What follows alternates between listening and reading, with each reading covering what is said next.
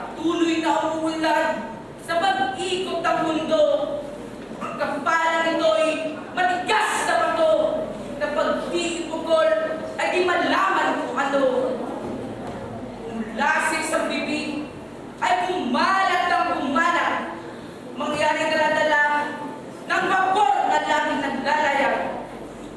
Ang wikang Filipino, katulad ng kamandag ng ahas, ay sa isang sarili ay nagpapalakas. Ang wika sa malayo ay kakaiba sa narito. Bakit sa kanya, iba rin ang sa iyo.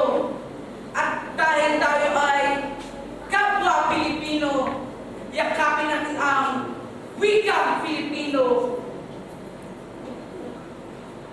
Ang wikang Filipino ay ilaw ng Pilipinas, liwanag sa pagtahak sa tuwid na landas. Gamitin natin ang gawing lakas at gawing di pananggol sa darating na bukas.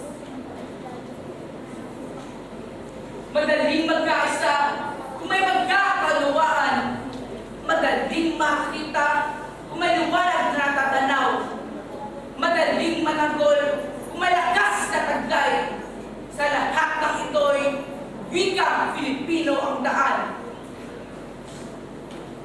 Sa bukas na darating ay ating mamamalas ang dating ilaw, ngunit bago ng landas, maaari